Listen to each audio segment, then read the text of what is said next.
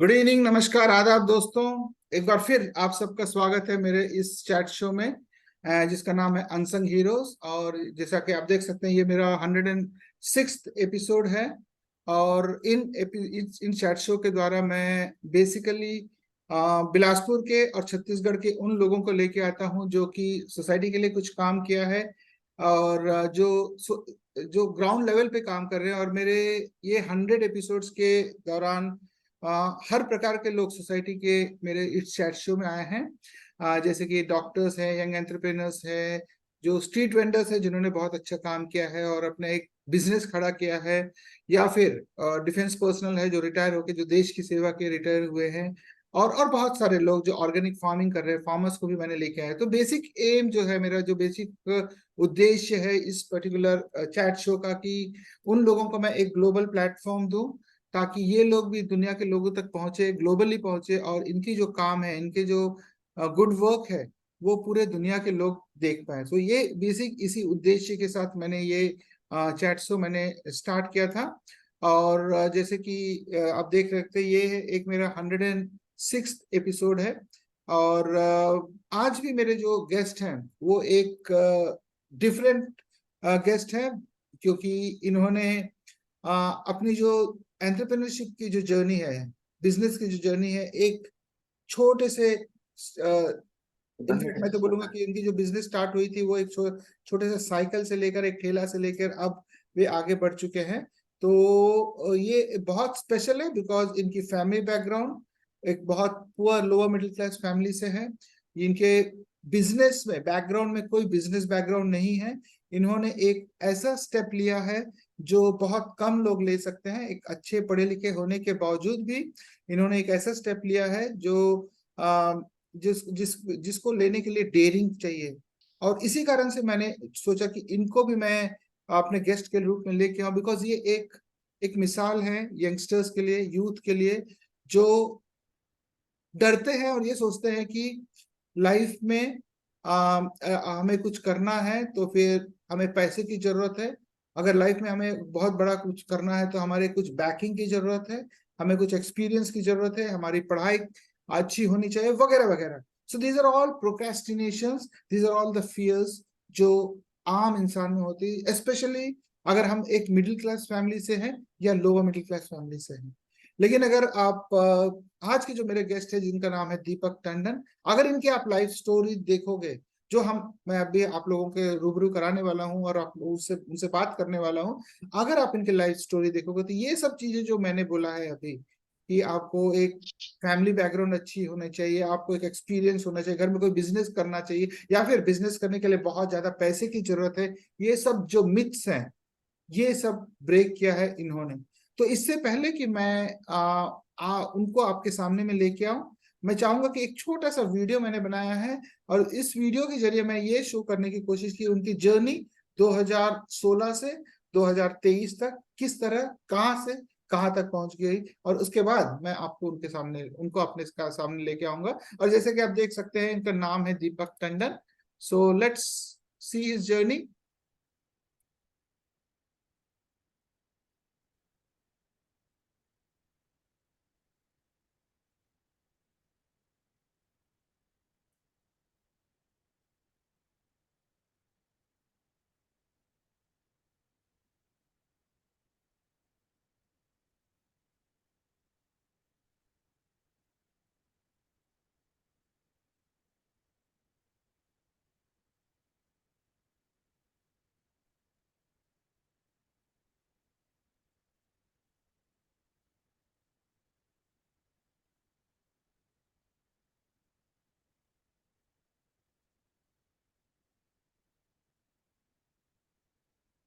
Welcome Deepak. जी नमस्कार sir. नमस्कार, welcome to my sir show. जी नमस्कार सर। नमस्कार, जी बहुत बहुत वेलकम टू धन्यवाद सर माय आपका। शो। जी नमस्कार सर। जी और धन्यवाद मेरे इस शो में आने के लिए। आपका बहुत बहुत धन्यवाद सर। मैं जानता हूं कि आप बहुत बिजी हो, और इतने सारे फ्रेंचाइजीज, इतने सारी दुकानें देखनी है, उसके बावजूद भी आपने समय निकाला और मेरे शो में आए। एंड मैं मानता हूं कि आज के जो मेरा जो एपिसोड है ये जो यंग लोग देखेंगे ये बहुत ज्यादा इंस्पायर होंगे, बिकॉज जो आपकी जो जर्नी है, जो हम मैंने थोड़ा बहुत जाना है, तो ये बहुत ही जी इंस्पायरिंग है। और बहुत ही मतलब ऐसे जर्नी करने के लिए हमें एक्चुअली गट्स की जरूरत होती है, हिम्मत की जरूरत है, जो जी आपने लिया है। सो ये सब चीजें मैं आगे आपसे पूछूंगा। इससे पहले जी। कि मैं आगे बढ़ूं, मैं चाहूंगा कि आप अपने बचपन के बारे में थोड़ा सा बताएं, अपनी फैमिली बैकग्राउंड, और किस फैमिली से है, क्या बैकग्राउंड है, कितने भाई बहन है, थोड़ा सा बचपन के बारे में। जी जी सर, नमस्कार। मेरा नाम दीपक टंडन है और आपका बहुत बहुत धन्यवाद आपके शो में बुलाने के लिए। सर, जैसे आपने पूछा, म्यूट हो गया।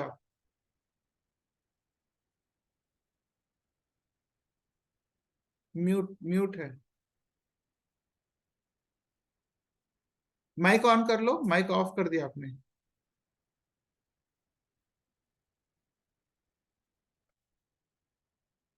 दीपक, माइक ऑफ है। म्यूट है, म्यूट है। आपका माइक ऑफ है। म्यूट हो गया था। हाँ, अभी भी म्यूट है।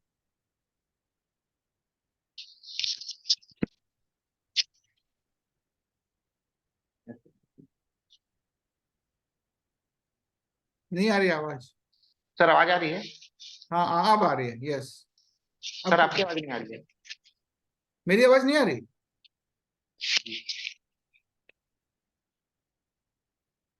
आ रही है आवाज मेरी?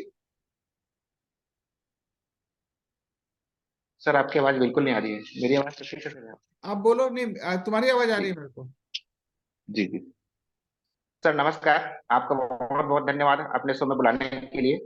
हम्म। और सर, आपने जैसे पूछा कि बचपन के बारे में, तो पहले मेरा नाम बता दूं। सर, मेरा नाम दीपक कुमार टंडन है। और सर, बचपन बहुत ही गरीबी में बीता है। और गांव से हूँ सर, तो गांव में क्या होता है, मेन सर प्रॉपर्ली खेती किसानी होता है। खेती किसानी के भरोसे जीवन यापन होता है। जैसे सबका लाइफ होता है सर, वैसे हमारा भी छोटा सा परिवार था। माँ बाप थे, 3 भाई बहन थे हम लोग।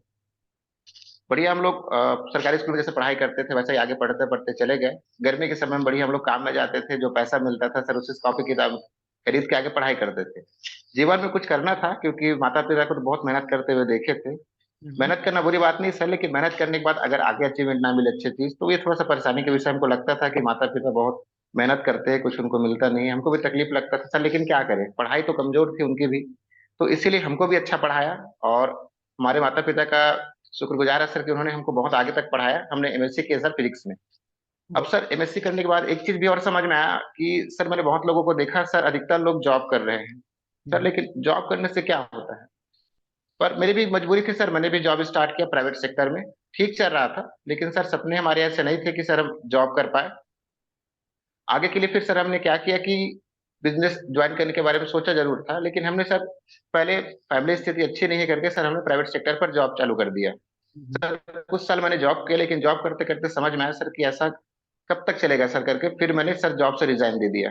रिजाइन देने के बाद सर 6 महीने तो मैंने कुछ समझ में नहीं आया क्या करूं कैसे करूं। तो जो भी जमा पूंजी था सर लगभग खत्म हो गया था। तो हम्म। करना तो सर बिजनेस ही था, कुछ अच्छा करूं कैसे करूं। लेकिन अब सर यहाँ पर दिक्कत एक आ गई कि फैमिली प्रॉब्लम सर। क्योंकि जॉब छूट गया सर, तो बजट का दिक्कत, बिजनेस करे कैसे। हम्म। अब जब बिजनेस करना है तो पैसा भी लगेगा। तो मैंने सोचा सर कुछ भी करें, ऐसा बजट जिसमें पैसे की जरूरत न पड़े, कुछ भी करे। तो सर सबसे अच्छा बनता है स्ट्रीट वेंडर सर, जो कि हमारे बिलासपुर में बहुत सारे भाई लोग करते हैं आज भी। हम्म। उसी का मौका मुझे भी मिला और मैंने सोचा सर कि कुछ मैं अलग करूं। तो मैंने सर देखा कि अपने समय में मैंने देखा था कि जिस समय मैं भी जैसे जॉब करता था सर, तो हेल्दी चीज हमको नहीं मिलता था खाने को। तो मैंने सोचा क्यों ना उसी पर कुछ स्ट्रीट वेंडर का काम चालू किया जाए ऐसे करके। तो मैंने सर मात्र 180 रुपए से अपना बिजनेस चालू किया। हम्म। कुछ खास लगा नहीं मुझे। मैंने जैसे एग्जांपल के लिए चना मूंगफली इन सबको खरीदा मार्केट से, थोड़ा थोड़ा खरीदा था सर। फिर उसको स्प्राउट करके मैं सर सेल करने लग गया। और सेल करने के लिए सर सबसे अच्छी जगह हमारे पास थी कंपनी गार्डन, जो कि हमारे बिलासपुर में, आप लोग का देन है सर, बढ़िया। और वही मैं बाहर में सेल करता था। फिर कुछ कुछ लोग खरीदना चालू किए, कुछ लोग सजेस्ट करना चालू किए, भैया इसको हम सादा कैसे ले, कुछ बढ़िया इसको बना के दीजिए। तो सर मैं बोला ठीक है सर, कुछ करके देता हूँ ऐसे करके। फिर सर मैंने उसमें सैलेड काटा, बढ़िया थोड़ा मसाले मिलाए, ऐसे करके सर थोड़ा थोड़ा बनाना चालू किया। और ऊपर वाले का आशीर्वाद सर की मेहनत रंग भी लाया। धीरे धीरे सर हमारा बिजनेस ग्रोथ करना चालू हो गया। तो सर हम जब पहले टेबल में लगाते थे नॉर्मल, उसके बाद सर हम सोचे कि चलिए ठीक है, थोड़ा सा बिजनेस अच्छा बढ़ गया, कुछ पैसे आने लग गए, तो सर हमने किराए में ठेला लिया। उस समय सर 600 रुपये महीना किराया में मिल जाता था आसानी से हमको। तो हम्म। हमने आसानी से ले लिया सर। फिर जब ठेला लगाना चालू किया सर, तो धीरे धीरे हमने मेहनत किया। फिर कस्टमर का सर रिक्वायरमेंट आने लग गया कि सर आप इसके साथ भी भैया कुछ दूसरा ऐड करो। तो सर हमने हर्बल जूस चालू किया। स्प्राउट तो बेचते थे सब, उसके अलावा हर्बल जूस चालू किया सर, जैसे जवारा का, करेला का, एलोवेरा का। इस तरह सर हम करते करते थोड़ा बिजनेस में ग्रोथ होते गए, और ऐसा करते करते सर हम 4 साल हम पार कर लिए बिजनेस का। और सर 2020 में पहुंच गया सर। अब वहां से सर शुरुआत करी तो मेरा साइकिल से हुआ था सर, क्योंकि बिजनेस का मैं जॉबलेस हो गया था, सब कुछ छूट गया था, पैसे भी खत्म हो गया था। तो 2020 में सर हमने पहली बाइक खरीदी। मेरे पास पहली बाइक था सर जुपिटर। हम्म।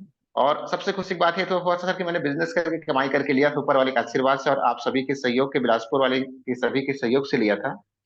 फिर सर दिमाग में और आज क्यों न सर ये चीजें जो है शहरवासियों को मिल ही रहा है, लेकिन एक सवेरे समय तक मिलता था सर, क्योंकि हम लोग सवेरे शॉप लगाते थे। जो ठेला लगाते थे कंपनी गार्डन के बाहर, सवेरे 6 से हम 11 बजे तक लगाते थे। उसके बाद सर वहां लगाना मुश्किल रहता था, क्योंकि गवर्नमेंट का परमिशन नहीं था सर रोड किनारे लगाना, तो हम लोग बंद कर देते थे। दूसरा चीज क्या सर कि वहां गार्डन भी बंद हो जाता था, तो परमिशन मिलता भी नहीं था। तो हमने सोचा कि क्यों ना सभी शहरवासियों को पहुंचाया जाए, आगे पहुंचाया जाए, ऐसे करके सर कुछ करके हमने स्टार्ट करना चाहा कि हम शॉप ओपन करेंगे ऐसा करके सर। और जैसे ही मैंने किराए में शॉप लिया और 2 महीने चलाया सर, बढ़िया वहां भी अच्छा रिस्पांस मिलना चालू हो गया सर। लेकिन सर बिजनेस में चुनौतियां बहुत आती है सर, उसी समय लॉकडाउन लग गया। हम्म। ये बड़ी हमारे लिए दुर्भाग्यपूर्ण बात थी। और लॉकडाउन का समय सर बहुत मुश्किलों से बीता है। और एक अच्छा चीज हो गया था सर कि जैसे मैंने शॉप ओपन किया था लॉकडाउन के पहले, बैंक द्वारा भी भरपूर सपोर्ट मिला था मुझे सर। सीसी लिमिट दिया गया था बैंक से, सिर्फ 25,000 रुपए का। और एक बहुत अच्छे व्यक्ति थे जिन्होंने सर मुझे खुद बैंक में बुला के सीसी लिमिट दिया था 25,000 का। उन्होंने कहा था भैया आप, आपका बहुत मेहनत है, आप इस पैसे को निकालिए और पैसे को निकाल के अपना कच्चा माल लीजिए, फिर इसमें से कमाई कीजिए, पैसा जमा कर दीजिए। इस टाइप का सर मुझे बताया गया था। लेकिन सर सब अच्छा चल रहा था, ऊपर वाले का आशीर्वाद से भी बैंक ने भरपूर सपोर्ट कर दिया था। उसमें अच्छे व्यक्ति थे हमारे, श्री केशव सर नाम था उनका।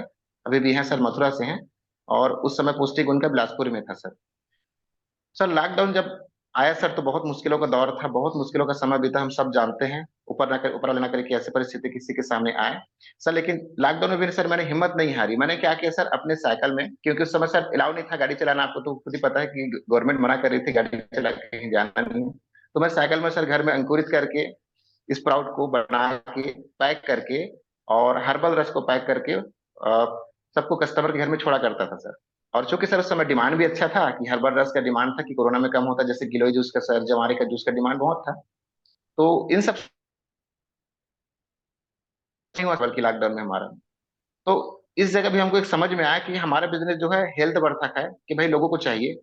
और इसी के साथ शुरुआत करते सर लगातार हम पार्सल किए, घर तक पहुंचाए। वो भी ठीक था सर। लेकिन जैसे पहला लॉकडाउन खत्म हुआ सर, कुछ दिन बाद के लिए दूसरा समय हमको मिला बिजनेस करने का। फिर सर हमने बिजनेस ग्रोथ किया।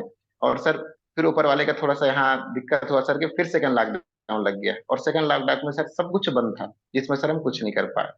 ये लॉकडाउन तो खैर ज्यादा समय का नहीं था सर, सेकंड वाला 2-3 महीने का था। तो उसके बाद सर हमने बिजनेस करना स्टार्ट किया। और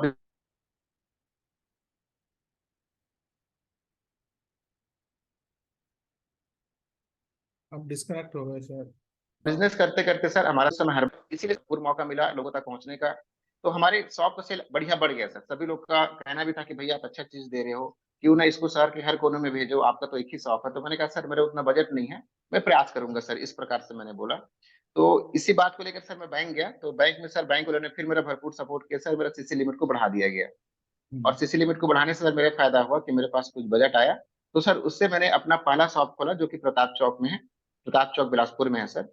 और वहां मैंने शॉप खोला। फिर वहां सर शॉप मेरा अच्छा चलने लग गया। फिर सर मैं डिसाइड किया कि मैं इसको आगे ले जाऊंगा सर। लेकिन आगे ले जाने के लिए मेरे पास साधन तो नहीं था, कितना बजट नहीं था सर मेरे पास।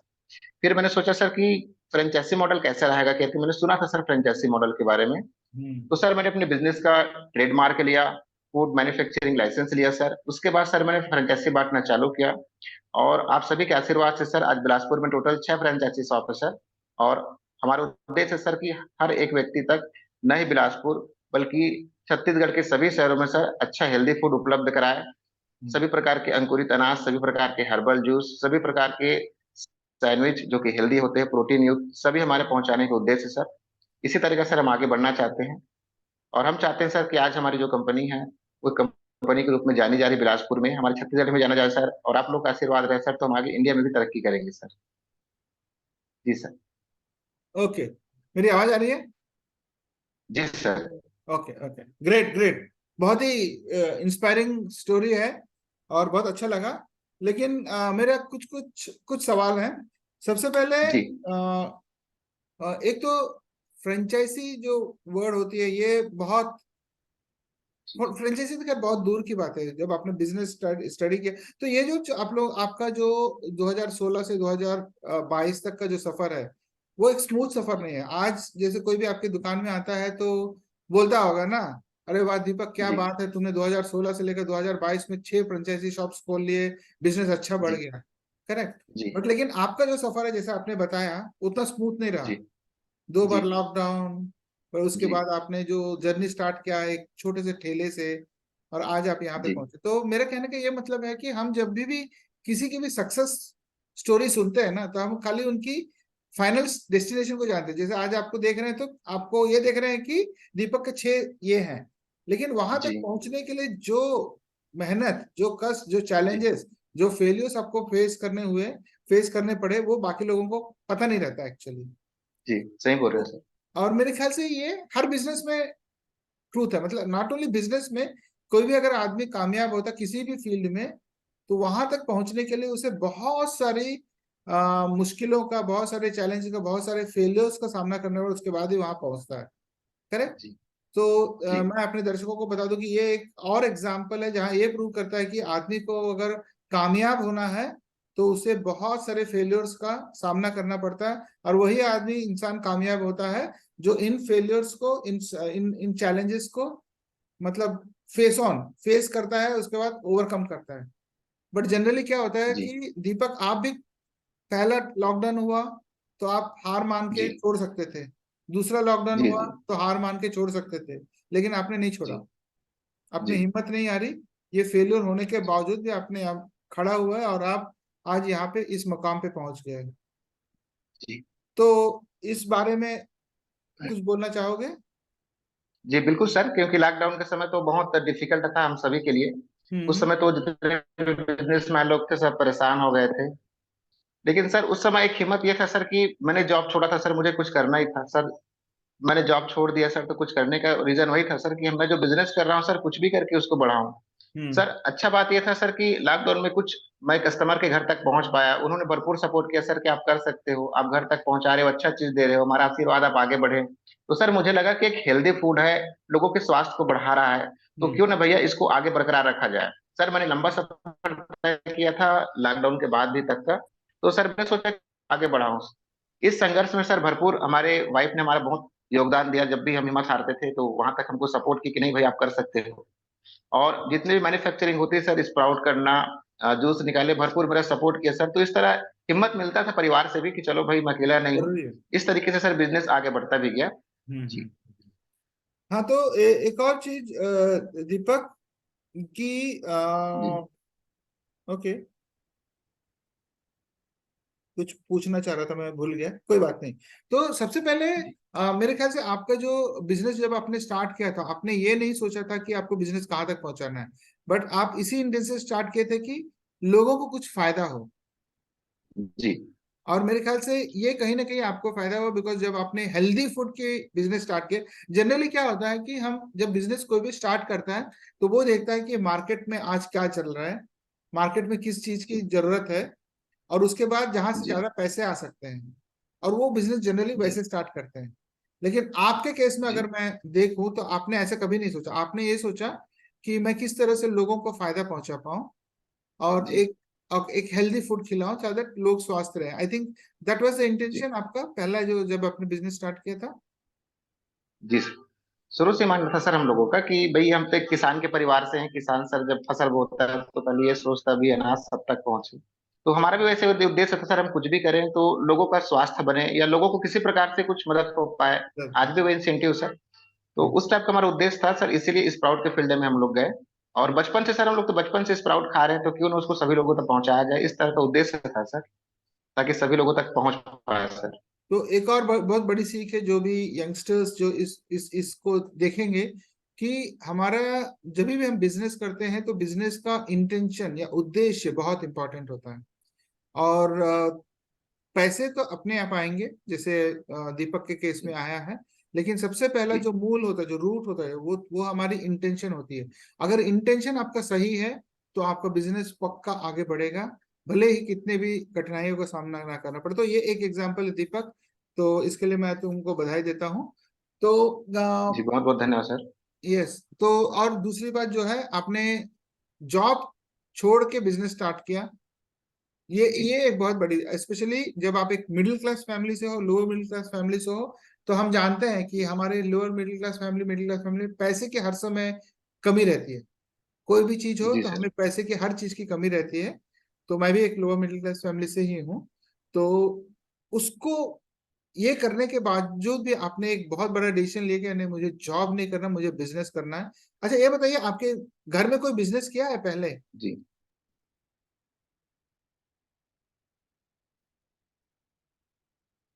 मेरी आवाज आई?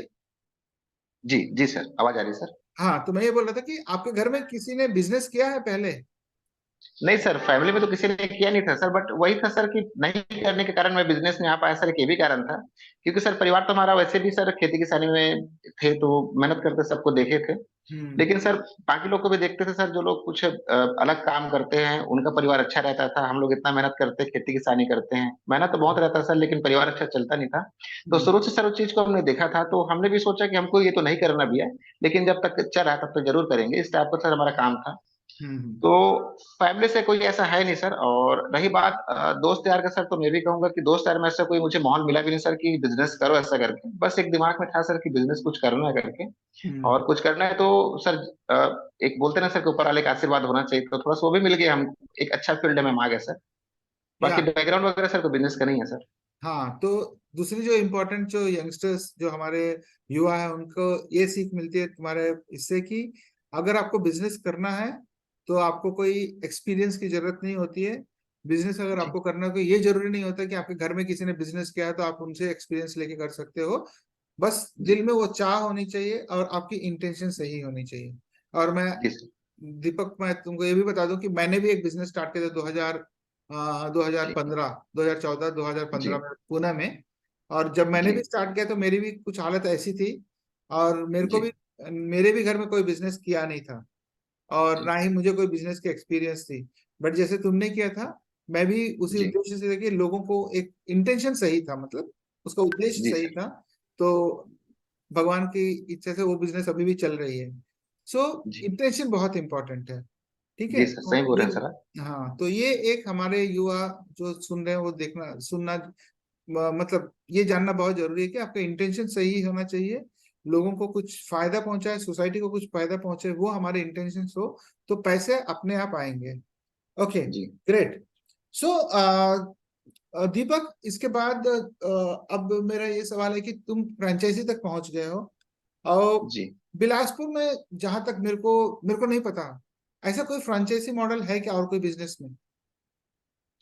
सर फ्रेंचाइजी मॉडल तो होंगे सर, बट लोकल कोई नहीं है सर, मैं जहां तक लोकल मैं की बात जानता कर हूँ। लोकल की बात कर रहा हूँ, मैकडोनल्ड्स ले लो, पिज्जा हट ले लो, तो ये सब तो फ्रेंचाइजी मॉडल्स हैं, बट लोकल। जी नहीं सर, लोकल नहीं है सर। ये हमारी सौभाग्य की बात है कि बिलासपुर शहर का पहला फ्रेंचाइजी सर जो बाहर जाएगा सर।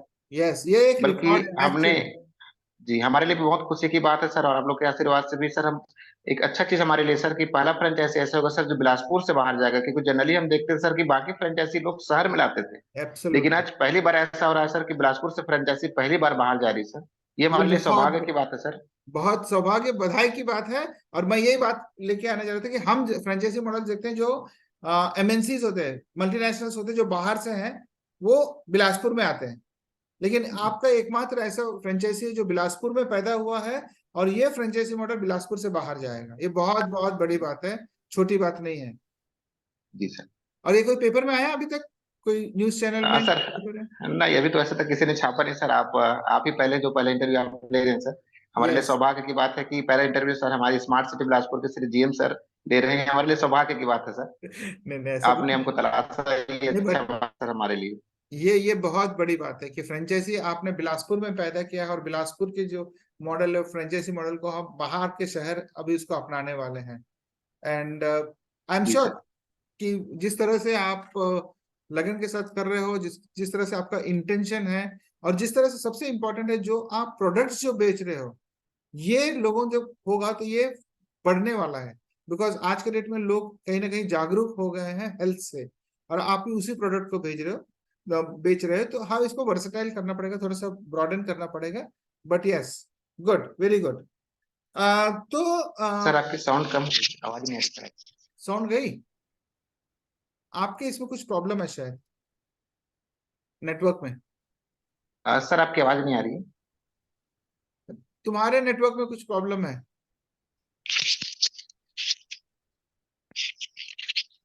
हेडफोन निकाल लो। Earphone ठीक है सर। आपकी साउंड नहीं आ रही सर। तुम्हारी तो आवाज आ रही है।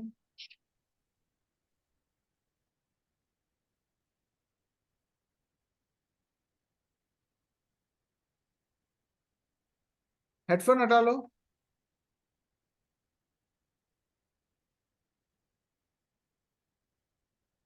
आ रही है आवाज?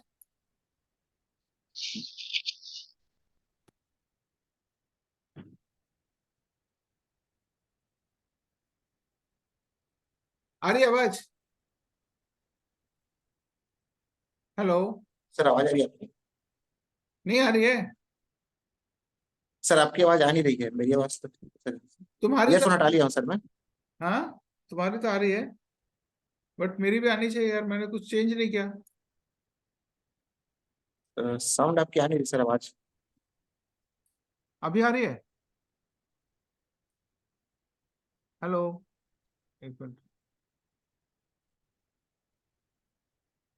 ओके, चलो, ग्रेट। सो दीपक, अभी जी। आपने फ्रेंचाइजी कर लिया, 6 फ्रेंचाइजी मॉडल्स कर लिए, और आपने फ्रेंचाइजी बनाना कैसे है, इसके एग्रीमेंट्स वगैरह बहुत ज्यादा स्ट्रांग होते हैं, बहुत सारे क्रिटिकल होते हैं, क्या ये आपने कहीं से सीखा है कैसे फ्रेंचाइजी मॉडल खोलना चाहिए? सर मुझे भी तो इसका ज्यादा जानकारी नहीं थी सर, बस यूट्यूब वगैरह में देखा था या लोगों से सुना था। तो सर इनके पेपर वर्क ज्यादा नहीं रहते सर, नॉर्मल पेपर वर्क ही होते हैं। एग्रीमेंट होता है हमारा और जो फ्रेंचाइजी ले रहा है उनके बीच में। हमारी कंपनी का सर एक ही कहना है कि हमको शॉप को आगे लेके जाना है, और उसी उद्देश्य सर एग्रीमेंट बनता है। एग्रीमेंट कोई बहुत हार्ड नहीं है सर। जैसे अदर एग्रीमेंट आप देखिए कि किसी भी शॉप में आप लेते हैं तो बहुत सारी परेशानी का सामना करना पड़ जाता है कि आप शॉप को कुछ नहीं कर सकते हैं, बहुत सारी चीजों को इंक्लूड नहीं कर सकते। हम्म। हमारे साथ ऐसा कुछ नहीं है सर। हमारा फ्रेंचाइजी फ्री है सर, कोई चार्जेस है नहीं, बस शॉप का जो सेटअप लगता है सर उसी का ही पैसा लेते हैं हम लोग। हम्म। और company one time sir 3 lakh rupees बस लेती है फ्रेंचाइजी फीस, उसके अलावा कोई इसमें है नहीं सर। बाकी जो फ्रेंचाइजी लेते हैं सर वही लैपटॉप उसके ऑनर रहते हैं, उनको किसी प्रकार का पैसा उसे देना नहीं है सर। अच्छा, प्रोडक्ट बस हमारे से जाता है सर ताकि टेस्ट बना रहे। क्वालिटी और टेस्ट बना रहे। जी। ओके। सो मतलब आप जैसे अभी कोई अगर आपकी फ्रेंचाइजी लेना चाहेगा, तो जी। आप 3 लाख रुपए लेते हो, जी और और बाकी सेटअप में पैसा लगता है सर उसका। नहीं तो 3 लाख रुपए में क्या आप उनका पूरा शॉप का सेटअप करके देते हो? नहीं सर, एक्चुअल में टोटल फ्रेंचाइजी हम लोग की 15 लाख की है, हाँ, हाँ। जिसमें ओके, सर 3 लाख रुपए जो सर फ्रेंचाइजी कॉस्ट हमारी कंपनी में जाता है वो। ओके। जी, उसके अलावा सर बाकी जो पैसा है सर वो 18% जीएसटी लग जाता है। हम्म। और जितना पैसा बचता है सर उसमें कंप्लीट शॉप का सेटअप होता है सर। इसमें जो फ्रेंचाइजर होता है सर उसको 1 रुपया नहीं देना, उसके अलावा और कोई सामान नहीं लगाना। कंप्लीट शॉप को हम बना के देते हैं सर, उद्घाटन करके देते हैं। हम्म। उसके अलावा सर 1 वीक का पूरा प्रोडक्ट उनको फ्री दिया जाता है। उसके अलावा सर 1 वर्ष का पूरा मेंटेनेंस फ्री रहता है। किसी प्रकार का मेंटेनेंस होगा सर तो मदद करते हैं, प्लस कर्मचारी का ट्रेनिंग एडवर्टाइजमेंट सब फ्री रहता है सर इसमें। ओह, ओके। जी। तो मतलब कुल मिलाकर अगर उसने एक 15 लाख रुपए दे दिया, तो जी। मतलब वो अपना चालू कर सकता है शॉप। जी आसानी से। Okay, okay, great, great. और मेरे ख्याल से अगर आप कोई भी दूसरी नॉर्मल जो छोटी सी फ्रेंचाइजी लो, तो ये कहीं से 25 से 30 लाख रुपए लगता है उनको मिनिमम।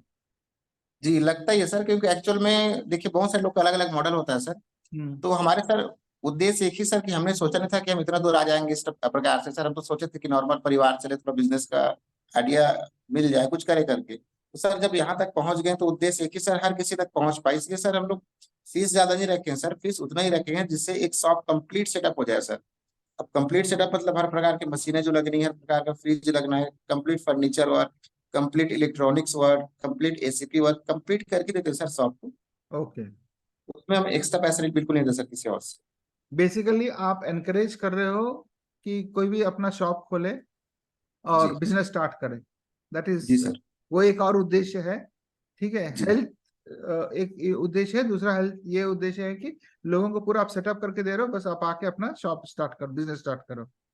जी तो दीपक, एक तो सबसे पहले तो आपके शॉप में किस तरह के प्रोडक्ट्स हैं? क्योंकि आपने जहां तक है कि अंकुरित मतलब ये एक, अगर जैसे मैं इंग्लिश में पहले देखा था तो अंकुरित मेरे को समझ में नहीं आया, बट आई थिंक जी जैसे मैं आपसे बात किया तो पता लगा कि ये एक हिंदी वर्ड है, जी अंकुरित। सर। राइट, इट्स हेल्दी ना हिंदी में। जी जी सर। सो अंकुरित is Hindi word, but I think कहीं ना कहीं मोस्ट ऑफ द प्लेसेस आपने इंग्लिश में ही अंकुरित लिखा हुआ जी जी है ना? तो मेरे ख्याल से हिंदी भी थोड़ा बड़ा सा लिखना पड़ेगा आपको, ताकि लोगों को समझ में आए अंकुरित क्या है करके। सो इसमें क्या क्या क्या क्या ये है, मतलब आपकी मेनू बता पाएंगे कि एक्चुअल में जो, सर सॉरी? हाँ सर, वो अंकुरित मतलब सर, आवाज आ रही है? हाँ। जी सर, एक्चुअल में अब हम लोग सर स्प्राउट करते थे, अंकुरित हम लोग नॉर्मल बोल चल की भाषा में बोलते हैं कि भाई किसी चीज को अंकुरित करके खा रहे हैं। तो सर मोटिवेशन वही था सर कि शॉप का नाम भी वैसे रहे, लेकिन अंकुरित बोलने में थोड़ा सा अजीब लगता था। तो बहुत दिन तक शॉप के नाम पे स्टडी किया कि अ, तो ध्यान में आया कि सर अंकुरित खाना, तो अपन सोच लिया कि अंकुरित डाइट। हम्म और बहुत दिन लगा सर इसमें सोचने के लिए, बहुत सारे नाम और सोचे, लेकिन अंकुरित डाइट एक ऐसा शब्द मिला जिसको हमने गूगल में भी सर्च किया, तो उसका एक साथ जोड़ने पर सर कोई मतलब नहीं निकलता है। हम्म अंकुरित हिंदी वर्ड है, डाइट इंग्लिश वर्ड है। जब हम्म एक साथ सर उसको जोड़ा जाए तो गूगल में से कुछ दिखाता ही नहीं था। तो फिर मुझे लगा कि भैया एक अच्छा नाम हो सकता है जो कहीं यूज नहीं हो रहा है ज्यादा, हम्म और आसानी से हमको ट्रेडमार्क मिल जाएगा सर, ऐसा करके। तो सर हम 10 तारीख 8वां महीना 2022 में सर जब अप्लाई किए थे ट्रेडमार्क के लिए सर, तो उसका ट्रेडमार्क हमको आसानी से 1 साल के अंदर आ गया था सर। हम्म। एक नाम के पीछे बस यही कहानी सर कि किसी से नाम मिलना नहीं चाहिए था, और एक अच्छा वो जो हम नाम चेंज भी नहीं करना चाहते थे, जो अंकुरित वर्ड है उसको, तो नहीं बढ़िया नहीं, मिल गया सर हम लोग को। अच्छा, ओवरऑल वो अच्छी बात है। तो आपका थोड़ा सा मेनू बताएंगे, क्या क्या मेनू होता है आपके हाँ, इसमें? जी सर, हमारे अंदर का सर देखिए, पहले तो स्प्राउट है ऑल टाइप का, अलग अलग सर स्प्राउट में, जैसे किसी को नॉर्मल स्प्राउट खाना है, किसी को फ्रूट वाला खाना है, किसी को पनीर वाला खाना है, इस टाइप के स्प्राउट में sir. All type sir juice है, फ्रूट जूस है ऑल टाइप, लगभग सभी प्रकार के। फिर सर हर्बल जूस आता है सर। हर्बल जूस जैसे मैं पहले आपको बताया था, जैसे सर जवारे का जूस, करेले का जूस, एलोवेरा का जूस, और जैसे गाजर का जूस, लौकी का जूस, गिलोय का जूस, इस टाइप का सर हर्बल जूस हो जाता है। प्लस आजकल के सर हमने एक चीज और देखा कि बच्चे बहुत सर सैंडविच बहुत खाते हैं आजकल, हम देखे हैं, जो कि अनहेल्दी रहते हैं। तो हम्म सर हमने प्रोटीन सैंडविच लाया। अब ओके। प्रोटीन सैंडविच में सर ये कि आटे से बनता है, और सर इसके अंदर जो फीडिंग होती है वो सब्जी वगैरह का होता है सर।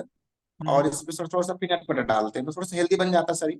या अंदर में स्प्राउट डाल के इसको बनाते हैं। तो पहले जो सैंडविच बच्चे लोग खाते थे जिससे सेहत का नुकसान होता था, जैसे वाला सैंडविच करते थे, मैदे का यूज करते थे सर, तो उससे एक अच्छा चीज है, इसको हम लोग खाते हैं सर।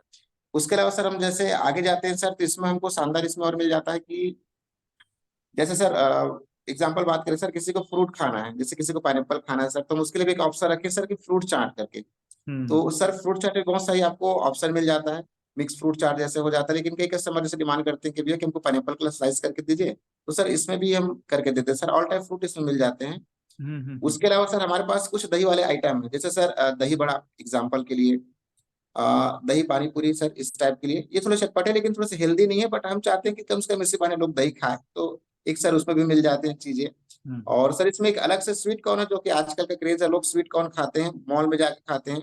तो सर उसमें क्या होता है कि बहुत सारा चीज भी डाल के खाते हैं, जो कि बहुत अनहेल्दी होता है सर। तो हम नॉर्मल स्वीट कॉर्न ही बनाते हैं, मसाला स्वीट कॉर्न, जो कि पानी से बॉयल होता है सर, मशीन से बॉयल नहीं करते हम लोग। ओके। तो ये वैरायटी आ जाती है सर। इसी में सर हमने एक नया मेनू और ऐड किया है, जिसको सर हम लोग बोलते हैं छत्तीसगढ़ी चीला सर, आप लोग तो आप भी खाते होंगे। तो करेक्ट। सर इसको भी देते हैं, प्लस इसमें हमने ऐड किया सर प्रोटीन चीला, जो कि मूंग दाल से बनता है सर, जो कि बहुत ओके। कम मिलता है हमारे बिलासपुर में, शायद ही कहीं मिलता होगा, मेरे हिसाब से तो मैं कभी खाया नहीं हूँ, और मिलता होगा तो अच्छी बात है सर। तो हम्म इसको भी सर हमने ऐड किया। ऐसी बहुत सारी मेनू कार्ड है सर, जो कि हेल्दी है। हम्म। तो ये जो जूस देते हो, ये क्या जी फ्रेश जूस होता है या फिर एरेटेड वाला होता है? सर मैं तो शुरू से मना करता हूँ सर कि रेटेड होता है या पैकेज ड्रिंकिंग चीजें को आप बिल्कुल ना ले सर। हम्म हमारे पास सर आपको इस टाइप का कोई भी प्रोडक्ट नहीं मिलेगा सर। हम जूस जो बनाते हैं सर, तुरंत आपके सामने निकाल के मशीन से ही बनाते हैं सर। ओके। सो एक और सवाल है, जैसे कि जब आप ये सब करते हो तो कॉस्ट थोड़ा सा ज्यादा होता है। जैसे फ्रूट जूस, अगर फ्रेश जूस का लोग हैं हाँ हाँ। तो नेचुरली कॉस्ट थोड़ा सा जी ज्यादा होगा। तो लोग इसको जी प्रेफर करते हैं। सर, शुरू शुरू में तो हमको भी बहुत दिक्कत हुआ सर कि क्योंकि सर रेट एक्चुअल में बढ़ जाता है, जो आपने कहा सर कि एग्जांपल के लिए जैसे हम्म। मैंगो जूस पैकेट वाला आता है मार्केट में 10 रुपए मिल जाता है, बट सर Correct. पॉसिबल ही नहीं कि सर आप उसको मशीन से बनाए अपने पास से, तो ये हो पाए, बहुत मुश्किल रहता है। हम्म। शुरू शुरू में सर हमको भी बहुत दिक्कत हुआ रेट के नाम से, लेकिन सर लोगों को जब समझ में आने लगा कि एक हेल्दी चीज है, लोग पहले एक्सेप्ट किए, धीरे धीरे एक्सेप्ट करना चालू किए सर, उनको बेनिफिट मिलना चालू हुआ क्योंकि तुरंत फ्रेश था सर। तो फिर हमको अब दिक्कत नहीं हो रहा सर, पहले तो होता था, अब ये कोई दिक्कत नहीं हो रहा सर, रेट का कोई इशू नहीं है। लगभग बिलासपुर में सभी लोग आते हैं, बढ़िया ताजा जूस निकलवा के पीते हैं, या जो भी प्रोडक्ट यूज करते हैं सर सब ताजा ही रहते हैं। ओके। तो आपने एक बात और बोला कि लोगों को बेनिफिट मिल रहा है, तो आपको कभी कैसे कुछ फीडबैक मिला क्या कि हाँ मैंने आपके यहाँ हाँ पे। सर, बहुत सारे, जी जी, बहुत सारे सर, मेरे व्हाट्सएप में ग्रुप है बहुत सारे कस्टमर का। हाँ हाँ। सर मैं उसमें लगातार मैसेज आते रहते हैं, हम भी कुछ अपने से डालते रहते हैं, तो बहुत सारे कस्टमर का फीडबैक आता है सर, बढ़िया। कुछ अच्छा। सुधार के लिए हमको बोलते हैं सर, किस चीज में सुधार कीजिए, बिल्कुल सर उसको सुधारते हैं, क्योंकि हमको बिजनेस करना है, हमको आगे जाना है, तो सुधार की आवश्यकता है, जहां जहां सर सुधार करते हैं। और ओके। कुछ कस्टमर का वापस भी आता है कि सर कि आप एक अच्छा चीज बेच रहे हैं, हम्म। आप फ्रेश दे रहे हैं, ताजा दे रहे हैं, इस टाइप का भी अच्छे जवाब आते हैं। हम्म। तो उसके लिए सर हम लोग लगातार आगे बढ़ रहे हैं, जहाँ सुधार करने की आवश्यकता है, जहाँ कस्टमर डिमांड कर रहे हैं सर हम सुधार कर रहे हैं, और जहाँ हमको सर बताया जाता है कि अच्छा है, तो सर उसको मेंटेन करके चल रहे हैं सर। ओके, ठीक है, सो गुड, अच्छी बात है। तो एक और थोड़ा सा सवाल टेक्नोलॉजी के ऊपर, मैं जीएम आईटी हूँ तो आईटी का क्षेत्र है, जी तो बिल्कुल आईटी के बिल्कुल। बारे में पूछूंगा। तो जी आप जी सर। अपने फ्रेंचाइजीज में या आपके अलग से शॉप में टेक्नोलॉजी को कितना यूज कर रहे हो? सर देखिए, तो मैं थोड़ा पढ़ा लिखा हूँ, तो थोड़ा सा मैं भी कोशिश किया कि थोड़ा सा यूज हो जाए, तो मैं पहले इसी को बताता हूँ सर कि अब मेरा एक और प्रॉब्लम था सर, कि हमारा जो प्रोडक्ट है एकदम पैकेजिंग मटेरियल तो नहीं है सर, कि हम जो फिक्स देंगे तो फिक्स सेल होगा, यहाँ पर तो बहुत सारी प्रॉब्लम हो सकती थी।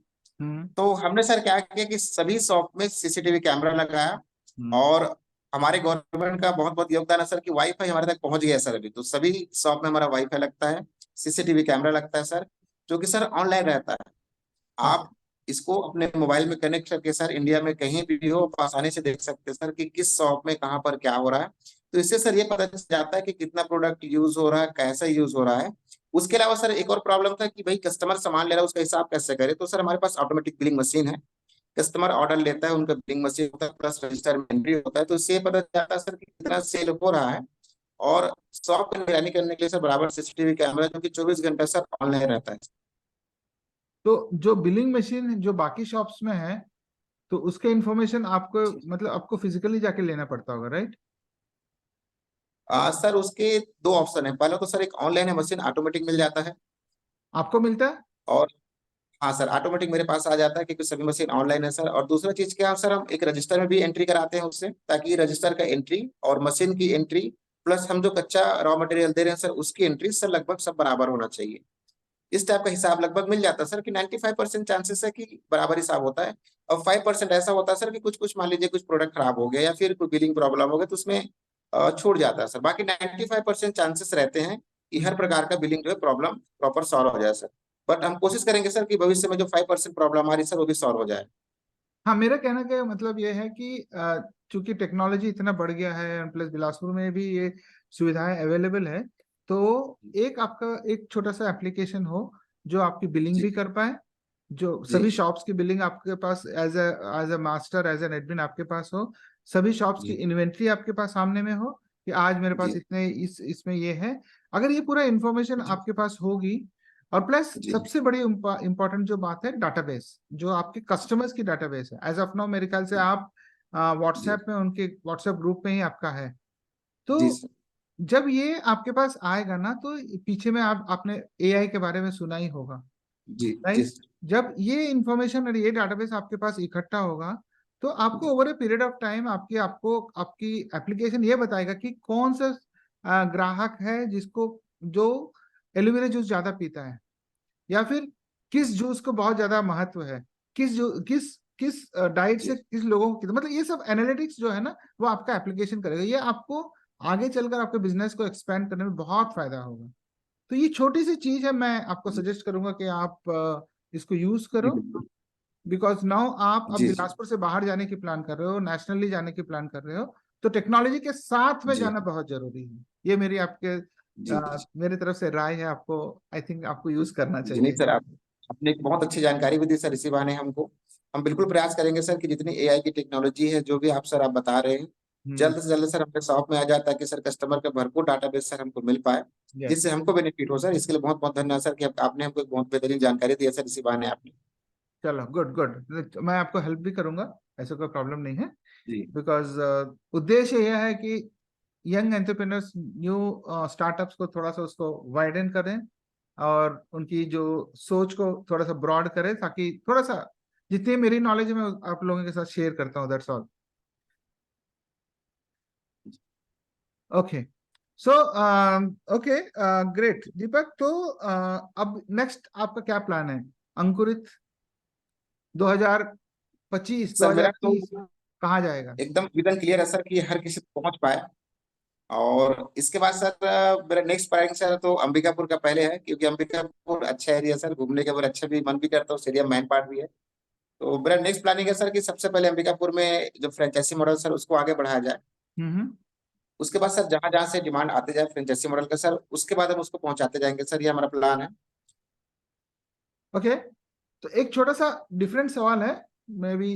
जी हम जनरली बिजनेस को एक्सपेंड करते हैं तो शहर के बारे में देखते हैं, ठीक है। जी। लेकिन कहीं ऐसा कुछ सोच है क्या, ये जो आपका जो बिजनेस मॉडल, ये गांव में भी जाए? सर देखिए, गांव में एक्चुअल में क्या होता है सर कि एक प्रॉब्लम ये हो जाती है। हमारी सोच तो है सर कि हर किसी तक पहुंच पाए, लेकिन चूंकि सर मैं खुद ही गांव से हूं, तो सर मैं नॉर्मल चीजें मैं आपको खुद ही बता दिया था सर कि हम्म। एक्चुअल में मेन समस्या उस समय सर होती कि खाने पीने के लिए गांव में मिल जाता था सर हमको, तो बहुत बड़ी बात थी हमारे लिए। तो गांव में सर 90 से 80% जो लोग रहते हैं सर, वो खुद की चीजें प्रीफर करते हैं। और दूसरी चीज क्या, हम जो चीजें बनाते हैं सर या सेल करते हैं, वो थोड़ा सा कॉस्टली हो जाता है सर, क्योंकि एक्चुअल में फ्रेश होता है। दूसरा चीज क्या है सर, फ्रूट होते हैं। और बाकी सैंडविच वगैरह जो आइटम बता रहा हूँ सर, ये थोड़े से महंगे आते हैं। तो गांव में थोड़ी सी प्रॉब्लम हो सकती है सर, लेकिन अगर गांव के लोग चाहें तो सर इसको आसानी से प्रीफर कर सकते हैं, कोई बहुत ज्यादा उसके लिए कॉस्ट नहीं सर, क्योंकि इसके लिए हमने क्या किया, बहुत कम प्राइस पर स्टार्ट किया था, जो कि 40 रुपीज का था सर।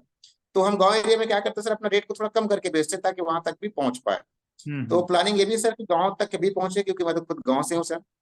करेक्ट। क्योंकि शॉप को तो सर गांव में खोला नहीं जा सकता, तो हम कोशिश ये करते हैं सर कि गांव के आसपास कौन सा ऐसे शहर है जहाँ पर किया जा सके। Okay, great. आई थिंक सोच अच्छी बात है, सोच ही अच्छी है, बिकॉज जैसे अभी हम बिलासपुर के स्मार्ट सिटी बोल रहे हैं ना, तो हो सकता है कि जी आज से 4 से 5 साल के बाद स्मार्ट विलेज आ जाए। बिल्कुल सर। अगर स्मार्ट विलेज आती है तो आई थिंक गांव के लोग भी स्मार्ट हो जाएंगे, तो तब अंकुरित वहां बिल्कुल पे भी सर, हाँ। चलेगा। जी, हम भी ये चाहते हैं सर कि स्मार्ट सिटी की बजाय स्मार्ट विलेज बने। हाँ, नेचुरली, बिकॉज अब गांव शहर तो बन गया स्मार्ट, अब विलेजेस को जी स्मार्ट सर। बनाना, बिकॉज हमारे गांव में भी बहुत सारी चीजें हैं जो हम उसको स्मार्ट बना सकते हैं। और हमारी एक्चुअली जिंदगी देखा जाए तो गांव से ही चलती है, फार्मिंग वगैरह गांव में ही होता है, तो हम हमारी जिंदगी उसी से चलती है। जी ठीक सर। है, सो या पॉसिबल है। एक और दीपक, थोड़ा सा एक भी ये हट के सवाल है। जैसे आपने जी देखा कि ये तो ठीक है, आपका जो हेल्दी डाइट है, एक जी और चीज होता है कि जो साउथ इंडियन जो फूड होता है, इडली ले लो, डोसा ले लो, जी ये भी हेल्दी फूड होता है। जी तो कहीं जी ऐसा सर। सोच है क्या, अंकुरित के जो स्टैंडर्ड्स में आप साउथ इंडियन वाला एक खोलो, उसी उसी स्टैंडर्ड में उसी पे? एक्चुअल में सर देखिए, साउथ इंडियन भी एक अलग ही चीज हो जाता है, हालांकि हेल्थी है, मैं ऐसे नहीं बोल रहा हूँ कि healthy है सर। तो सर इसी से एक चीज और था कि सर एक्चुअल में साउथ इंडियन के जितने प्रोडक्ट बनते हैं सर, लगभग अच्छी चीजें हैं, कुछ किसी भी चीज में कोई बुराई नहीं सर, सब बहुत अच्छी है। बट सर कहीं ना कहीं हम देखते हैं कि सर जैसे इडली हम बनाते हैं या डोसा बनाते हैं सर, तो ताजा आटा से बनता नहीं, हमको पता है। थोड़ा सा सर उसको एक लेट नाइट भिगाना पड़ता है, एक दिन कम से कम रुकना पड़ता है रॉ मटेरियल बनाने के लिए सर, ये उससे बनता है। तो मेरा प्लानिंग ये था सर कि चीजें तो बहुत अच्छी है सर, किसी प्रकार के इसमें ऑयल यूज नहीं होता, बढ़िया चीज है। पर मैं चाह रहा था कि आटा जो सर यूज हो रहा है वो ताजा मिले, तो सर मैंने इसी के लिए क्या किया कि मूंग दाल का जो चीला बोलते हैं सर डोसा की जगह, उसको मूंग दाल डोसा बोलते हैं, प्रोटीन डोसा भी बोल सकते हैं, तो उसको इंक्लूड किया सर। क्योंकि इसमें क्या होता है सर, मूंग दाल को तुरंत हम पिसाते हैं बढ़िया, उसमें हमारे कुछ इंग्रेडिएंट डालते हैं बढ़िया, जैसे सब्जी वगैरह डालना है, जो भी हमको उसमें ऐड करना है, उसको तुरंत पिसा के सर, ये 2 घंटा पहले भी आप पिसा सकते हैं या एक दिन पहले भी पिसा सकते हैं, क्योंकि आटा सूखा रहता है तो नुकसान होता नहीं। उसको सड़ाने की बिल्कुल जरूरत नहीं सर, तुरंत पानी में घोलिए, तुरंत सर उसका डोसा बनाइए। तो एक ओके। मेरे हिसाब से ये ज्यादा बेस्ट है सर। उसके ओके। बजाय। बाकी साउथ इंडियन में सबसे बेस्ट है सर, ऐसा नहीं है, अगर आपके पास ऑप्शन है तो बिल्कुल लीजिए उसको। हाँ बट लेकिन अगर आप रात को भिगोगे नहीं तो इडली में जो जी फ्लफी है ना वो नहीं आएगा, बिकॉज हाँ, उसको जी जी जी वो ही होना जरूरी है जी ना। सर, इसीलिए उसको इडली बोलते हैं सर। बहुत हाँ हेल्दी सर, ऐसे नहीं है, वो भी बहुत हेल्दी है। हाँ। बट हम चाह रहे थे कि इस जगह सर जो नॉर्मल चीज यूज हो रही है, जो आटा यूज हो रहा है वो ताजा मिल पाए, इसलिए का ऑप्शन था सर। बाकी भविष्य में सर हम भी कोशिश करेंगे कि साउथ इंडियन अगर बने तो हम इंक्लूड करेंगे सर। नहीं मैं जस्ट ऐसे मेरे दिमाग में आया तो मैंने पूछ लिया, ऐसा कुछ ये नहीं है। जी बिल्कुल। ओके। जी ओके दीपक, नाइस, बहुत अच्छा लगा आपसे बात करके, आपका जर्नी को सुन के। आई थिंक जो युवा इसको देखेंगे बहुत इंस्पायर होंगे। जी जाते सर। जाते आप क्या संदेश देना चाहोगे हमारे युवा को, स्पेशली बिलासपुर और छत्तीसगढ़ के युवा को, जो कि जी जो कि ग्रेजुएशन करने के बाद बस एक ही चीज देखते हैं, सीजीपीएससी। और जिस तरह से अभी दुनिया चल रही है, जिस तरह से कंपटीशन है, जिस तरह से टेक्नोलॉजी बढ़ रहा है, जॉब्स बहुत कम है। और जो इनफैक्ट जो जॉब्स है उनको जॉब्स बचाना मुश्किल हो रहा है आज के डेट पे। तो क्या जी सर। आप एक, चूंकि आपने उस दौर से गुजर चुके हो जहां पे जब आपने स्टार्ट किया तो 2016 में, तो आई थिंक बिजनेस के बारे में सोचना ही बहुत मुश्किल चीज थी। आज बहुत अलग है। मुश्किल था। आज अलग है, जी आज तो लोग जानने लगे हैं, सोशल मीडिया आ गया, सब कुछ आ गया। तो आप क्या, आज के युवा को आप क्या संदेश देना चाहोगे? क्या जॉब ही एक ऑप्शन है, या एंटरप्रेन्योरशिप भी अच्छी चीज है जो हम कर सकते हैं, क्योंकि आप ऑलरेडी कर चुके हो? सर, मैं तो आजकल के नौजवान से बहुत कुछ सीखता हूँ सर, क्योंकि उनके में बहुत एनर्जी रहता है सर, मैं देखा हूँ आजकल। हम्म। और जैसे कि आपने कहा सर कि बिजनेस या जॉब क्या चुनना चाहिए सर, तो मेरा तो पहला एक चीज ये है कि जो व्यक्ति जो बनना चाहता है सर, पहले तो वो बने, हम्म। क्योंकि उनका उद्देश्य है। अगर वो ना बन पाए सर, अगर बिजनेस चुनना चाहे तो सर उनका स्वागत है बिजनेस के फील्ड में, और कुछ ऐसा बिजनेस करे सर जिससे पैसा तो कमाए, चार लोगों का सर भला हो, कुछ अच्छा चीज दे पाए। मार्केट की प्रॉब्लम को ढूंढ कर उसका सॉल्यूशन करना ही मेन बिजनेस है सर एक्चुअल में। और इस टाइप का जो बिजनेस करता है सर, वो निश्चित रूप से आगे सक्सेस होता है सर। तो हमारे सारे ऊर्जावान साथी, नौजवान साथियों से मेरा एक ही निवेदन है, पहले आप जो बनना चाहते हैं बिल्कुल बनिए, हमारी शुभकामनाएं कि आप उस पोस्ट तक पहुंचिए।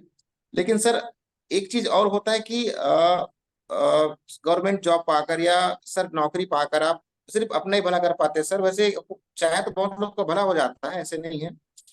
बट सर बिजनेस में कुछ ज्यादा लोग कम कुछ विकास कर सकते हैं सर, अगर बिजनेस अच्छा ग्रोथ किया कुछ हुआ तो सर। जैसे एग्जांपल के लिए सर, आज हमारे अंदर सर 22 एम्प्लॉय हैं सर, हम्म। और 22 एम्प्लॉय ऐसे हैं सर कि कोई ज्यादा पढ़े लिखे नहीं है एग्जाम्पल के लिए। तो हम सर उनको ट्रेन करके कुछ कुछ आगे बढ़ा रहे हैं। तो ये सर जॉब में मुश्किल नहीं हो जाता सर, कि जॉब में तो सिर्फ मैं ही करता, लेकिन किसी को नौकरी नहीं दे पाते सर अपनी कंपनी के माध्यम से। आज हमारे सर बिलासपुर में 22 एम्प्लॉय बढ़िया सर कार्यरत है, सभी कर्मचारी के रूप में बढ़िया कार्यरत है, सबका सेवा अच्छा है। तो एक इस बात की भी खुशी होती है सर कि बिजनेस में एक मौका मिलता है सर, किसी को ऊपर ला के आगे बढ़ाया जा सके सर। हम्म। बाकी जॉब भी अच्छा चीज सर, जॉब कोई बुरा चीज नहीं है। अगर आपको जॉब फील्ड चुनना है तो जॉब आपके लिए अच्छा है। लेकिन सर आपको देश की सेवा करनी है, कुछ मदद करनी है, तो सर बिजनेस एक अच्छा अपॉर्चुनिटी है, क्योंकि कुछ लोगों का इससे विकास आसानी से हो सकता है सर। और चूंकि सर अब बिजनेस करने से टैक्स पटाते हैं सर, ये एक अच्छी चीज है।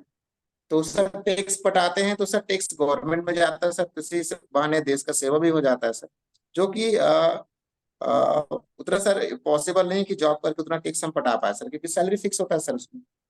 तो मेरा सजेशन है सर कि सारे युवा वर्ग पहले अपने सपने पूरे करें, और हर प्रकार से मेहनत करें।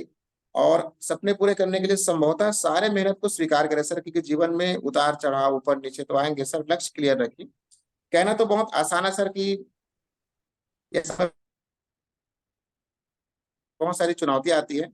तो सर एक मैं भी एक युवा हूं, तो इस नाते भी मैं चाहता हूँ कि सर गवर्नमेंट जो है युवा का भरपूर सपोर्ट करे हर प्रकार से, ताकि सर बिजनेस भी करे, जॉब चाहे तो जॉब करे, और जॉब करते करते सर बिजनेस करना चाहे तो कोई इशू नहीं है सर, वो भी कर सकते हैं। क्योंकि सर आज इतने सारे शॉप पर मैं कहीं जाता नहीं हूँ सर, सारी चीजें घर से हैंडल हो जाता है सर, क्योंकि सीसीटीवी कैमरा लगभग सब जगह है।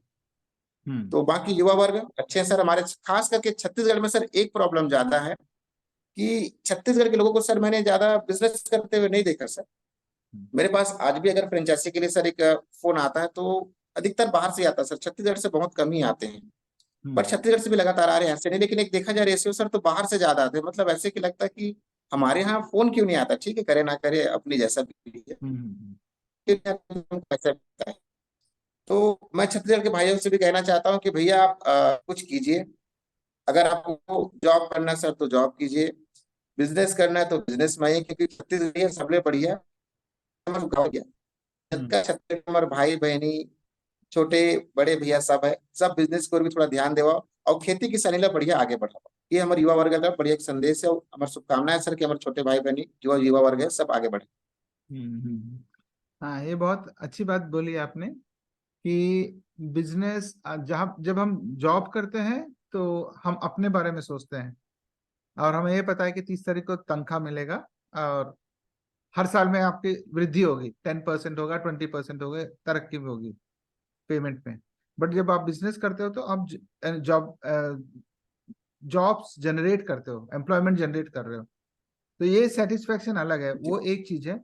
और दूसरी चीज ये भी है कि आप जब बिजनेस करते हो, अगर आपकी बिजनेस ग्रो होती है तो ये मल्टीपल टाइम्स होती है। जॉब में आपको कभी भी 10% 15% से ज्यादा ग्रोथ नहीं मिल सकता, लेकिन बिजनेस में जैसे आपने पिछले 7 से 8 साल में जितना मेहनत किया, आपकी ग्रोथ मल्टीपल टाइम्स है, मे बी 50 टाइम्स 100 टाइम्स भी हो सकता है, हुआ भी होगा।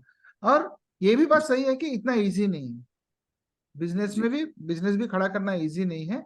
बट दीपक, ये बात है कि हम जब तक अपने माइंड को चैलेंज नहीं करेंगे, जब तक हम अपने माइंड को बड़े टारगेट्स नहीं देंगे, तो हमारा माइंड काम नहीं करेगा। और बिजनेस में सॉरी जॉब जब हम करते हैं तो कहीं ना कहीं हम अपने माइंड को चैलेंज नहीं करते, बिकॉज हमको पता है कि हम जॉब करेंगे, 9 to 5 करेंगे, हमको तनख्वाह मिलना ही मिलना है, पेमेंट मिलना ही मिलना है।